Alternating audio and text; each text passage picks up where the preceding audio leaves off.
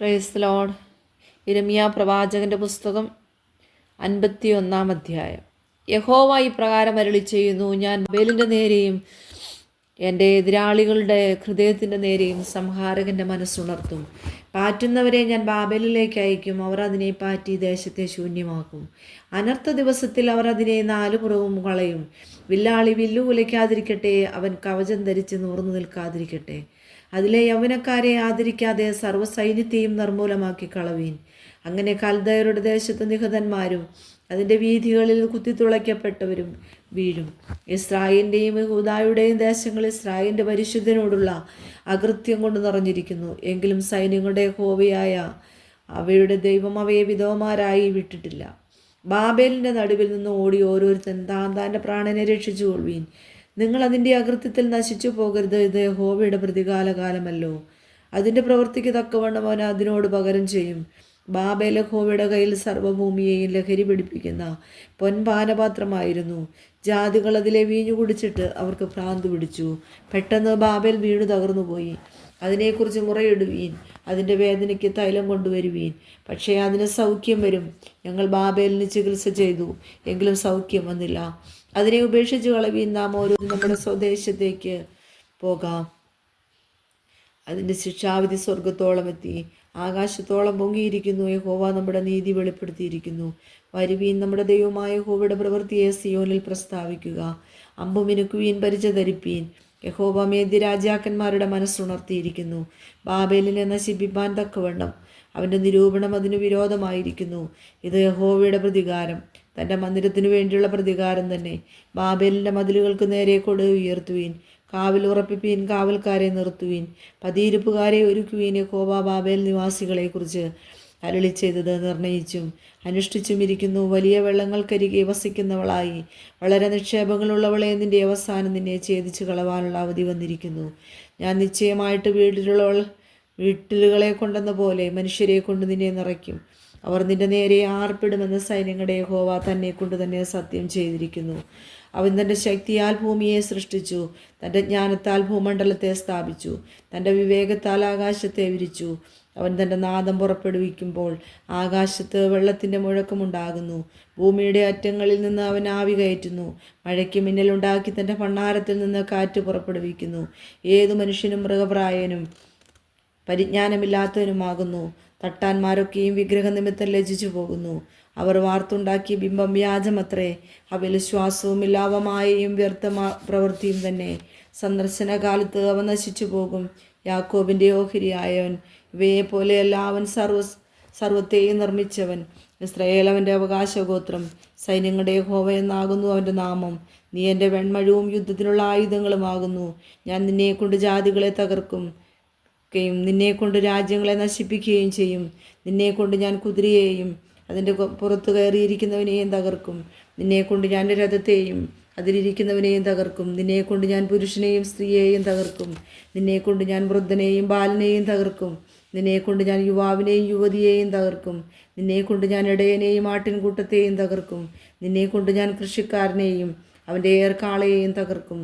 നിന്നെക്കൊണ്ട് ഞാൻ ദേശാധിപതികളെയും സ്ഥാനാപതികളെയും തകർക്കും. നിങ്ങൾ കാണുകെ ഞാൻ ബാബേലിനും സകല കൽദയ നിവാസികൾക്കും അവർ സിയോനിൽ ചെയ്തിരിക്കുന്ന സകല രാജ്യത്തിനും തക്കവണ്ണം പകരം വീട്ടുമെന്ന് യഹോവയുടെ അരുളപ്പാട്.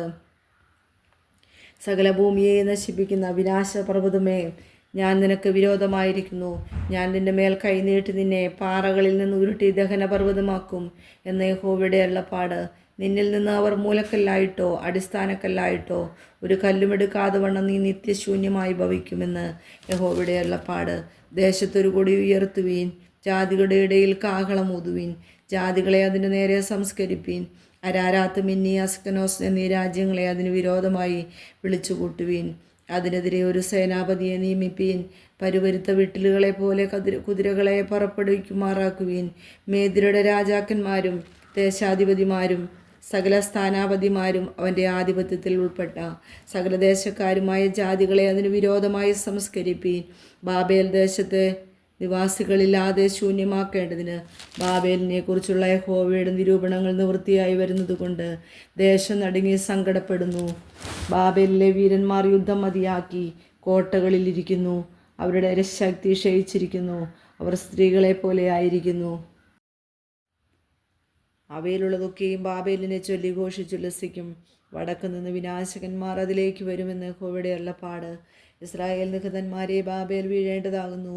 ബാബേലിനോടുകൂടെ എന്ന സർവ്വദേശവും തന്നെ. വാളിനൊഴിഞ്ഞു പോയവരെ നിൽക്കാതെ ചെല്ലുവീൻ. ദൂരത്തു നിന്ന് യഹോവയെ ഓർപ്പിപ്പീൻ. യെരൂശലേം നിങ്ങൾക്ക് ഓർമ്മ വരട്ടെ. ഞങ്ങൾ നിന്ന കേട്ട് ലജ്ജിച്ചിരിക്കുന്നു. അന്യന്മാർ യഹോവയുടെ ആലയത്തിൻ്റെ വിശുദ്ധ സ്ഥലങ്ങളിലേക്ക് വന്നിരിക്കിയാൽ ലജ്ജ ഞങ്ങളുടെ മുഖം മൂടിയിരിക്കുന്നു. അതുകൊണ്ട് ഞാൻ അതിലെ വിഗ്രഹങ്ങളെ സന്ദർശിപ്പാനുള്ള കാലം വരും എന്ന യഹോവയുടെ അരുളപ്പാട്. അന്ന് ദേശത്തെല്ലായിടവും നിഹതന്മാർ കിടന്നു ഞരങ്ങും. ബാബേൽ ആകാശത്തോളം കയറിയാലും കോട്ട ഉയർത്തി ഉറപ്പിച്ചാലും ഞാൻ വിനാശകന്മാരെ അതിലേക്ക് അയക്കും എന്ന് യഹോവയുടെ അരുളപ്പാട്. ബാബേലിൽ നിന്ന് നിലവിളിയും കൽദയദേശത്തു നിന്ന് മഹാനാശവും കേൾക്കുന്നു. യഹോവ ബാബേലിനെ നശിപ്പിച്ച് അതിൽ നിന്ന് മഹാഘോഷമില്ലാതെയാക്കുന്നു. അവരുടെ തിരകൾ പെരുവെള്ളം പോലെ ഇരയ്ക്കുന്നു. അവരുടെ ആരവത്തിൻ്റെ മുഴക്കം കേൾക്കുന്നു. അതിൻ്റെ നേരെ ബാബേലിൻ്റെ നേരെ തന്നെ വിനാശകൻ വന്നിരിക്കുന്നു. അതിലെ വീരന്മാർ പിടിപ്പെട്ടിരിക്കുന്നു. അവരുടെ വില്ലെല്ലാം ഒടിഞ്ഞുപോയി. യഹോവ പ്രതികാരത്തിൻ്റെ ദൈവമാകുന്നു. അവൻ പകരം ചെയ്യും. ഞാൻ അതിലെ പ്രഭുക്കന്മാരെയും ജ്ഞാനികളെയും ദേശാധിപതിമാരെയും സ്ഥാനാപതികളെയും വീരന്മാരെയും അത്തുപിടിപ്പിക്കും. അവരുടെ രാധവണ്ണം നിത്യനിദ്ര കൊള്ളുമെന്ന് സൈന്യങ്ങളുടെ യഹോവ എന്നു നാമമുള്ള രാജാവിൻ്റെ അരുളപ്പാട്. സൈന്യങ്ങളുടെ യഹോവ ഇപ്രകാരം അരുളി: ബാബേലിൻ്റെ വിശാലമായ മതിലുകൾ അശേഷം ഇടിഞ്ഞു പോകും. അതിൻ്റെ ഉയർന്ന വാതിലുകൾ തീപിടിച്ച് വെന്തുപോകും. അങ്ങനെ വംശങ്ങളുടെ അധ്വാനം വ്യർത്ഥമായും ജാതികളുടെ പ്രയത്നം തീക്കിരയായി തീരുകയും അവർ ക്ഷീണിച്ചു പോവുകയും ചെയ്യും. യഹൂദ രാജാക്കന്മാരായ സിദെക്കീയാവിൻ്റെ വാഴ്ചയുടെ 4-ാം ആണ്ടിൽ അവനോടുകൂടെ മക്സയാവിൻ്റെ മകനായ ഏരിയാവിൻ്റെ മകനായ സെരായാവ് പ്രയാണാധ്യക്ഷനായി ബാബേലിലേക്ക് പോകുമ്പോൾ യിരെമ്യാ പ്രവാചകൻ സെരായാവോട് കൽപ്പിച്ച വചനം: ബാബേലിന് വരുവാനിരിക്കുന്ന അനർത്ഥമൊക്കെയും ബാബേലിനെക്കുറിച്ച് എഴുതിയിരിക്കുന്ന സകല വചനങ്ങളെയും തന്നെ യിരെമ്യാവ് ഒരു പുസ്തകത്തിൽ എഴുതി.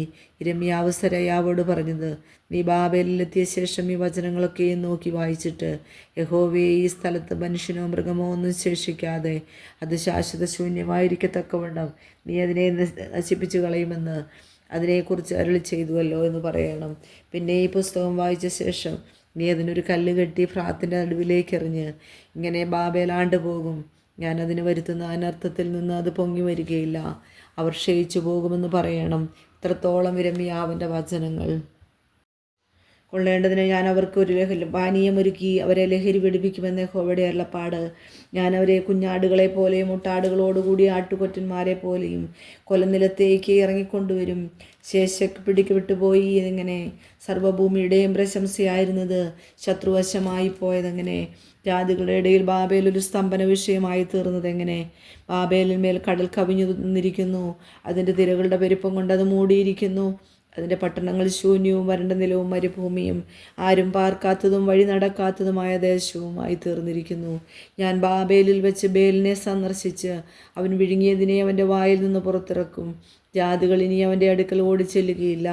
ബാബേലിൻ്റെ മതിൽ വീണു പോകും. എൻ്റെ ജനമേ, അതിൻ്റെ നടുവിൽ നിന്ന് പുറപ്പെടുവീൻ. യഹോവയുടെ ഉഗ്രകോപത്തിൽ നിന്ന് നിങ്ങൾ ഓരോരുത്തൻ താന്താറാണെന്നെ രക്ഷിച്ചുകൊള്ളുവീൻ.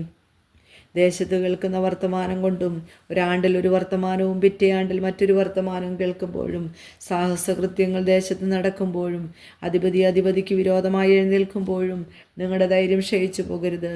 നിങ്ങൾ ഭയപ്പെടുകയും അരുത്.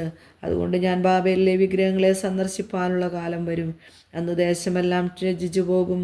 അതിലെ നിഹതന്മാരൊക്കെയും അതിൻ്റെ നടുവിൽ വീഴും. ആകാശവും ഭൂമിയും അതിലെ വീടുകൾക്ക് തീവച്ചു കളഞ്ഞു. അതിൻ്റെ ഓടാമ്പലുകൾ തകർന്നിരിക്കുന്നു. പട്ടണം 4 പുറവും പിടിപ്പെട്ടുപോയി. കടവുകൾ ശത്രുവശമായി, കളങ്ങൾ തീ പിടിച്ചു ദഹിച്ചിരിക്കുന്നു. യോദ്ധാക്കൾ ഭയപരവശരായിരിക്കുന്നു എന്നിങ്ങനെ ബാബേൽ രാജാവിനോട് അറിയിക്കേണ്ടതിന് ഓട്ടാളനും ദൂതനുമെതിരെ ഓടുന്നു. ഇസ്രായേലിൻ്റെ ദൈവമായ സൈന്യങ്ങളുടെ യഹോവ ഇപ്രകാരം അരുളി ചെയ്യുന്നു: ബാബേൽ പുത്രി മെതികാലത്തെ മെതിക്കുളം പോലെയായിരിക്കുന്നു. ഇനി കുറഞ്ഞൊന്ന് കഴിഞ്ഞിട്ട് അതിൻ്റെ കൊയ്ത്തുകാലം വരും. ബാബേൽ രാജാവായ നെബൂഖദ്നേസർ എന്നെ തിന്നു മുടിച്ചു കളഞ്ഞു. അവൻ എന്നെ വെറും പാത്രമാക്കി. മഹാസർപ്പം എന്ന പോലെ അവൻ എന്നെ വിഴുങ്ങിക്കളഞ്ഞു. എൻ്റെ സാധുഭോജ്യങ്ങളെ കൊണ്ട് വയറു നിറച്ചു. എന്നെ തള്ളിക്കളഞ്ഞു. ഞാൻ സഹിച്ച സാഹസവും ദേഹപീഡയും ബാബേലിന്മേൽ വരട്ടെ എന്ന് സിയോൻ നിവാസിനി പറയും. എൻ്റെ രക്തം കൽദയ നിവാസികളുടെ മേൽ വരട്ടെ എന്ന് യെരൂശലേം പറയും. അതുകൊണ്ട് യഹോവ ഇപ്രകാരം അരുളി ചെയ്യുന്നു, ഇതാ ഞാൻ നിന്റെ വ്യവഹാരം നടത്തി നിനക്ക് വേണ്ടി പ്രതികാരം ചെയ്യും. അതിൻ്റെ കടൽ ഞാൻ ഉണക്കി അതിൻ്റെ ഉറവുകൾ വറ്റിച്ചു കളയും. ബാബേൽ നിവാസികളില്ലാതെ കൽക്കുന്നുകളും കുറുനരികളുടെ പാർപ്പിടവും വിസ്മയത്തിനും ചൂള കുത്തുന്നതിനും വിഷയമായി തീരും. അവരൊക്കെയും ബാലസിംഹങ്ങളെപ്പോലെ ഗർജിക്കും. അവർ സിംഹികളുടെ കുട്ടികളെ പോലെ വിരളും. അവർ ജയമത്തരായിരിക്കുമ്പോൾ ഉല്ലസിച്ചുണരാതെ വണ്ണം നിത്യനിദ്ര കൊള്ളേണ്ടതിന് ഞാൻ അവർക്കൊരു പാനീയം ഒരുക്കി അവരെ ലഹരി പിടിപ്പിക്കുമെന്ന്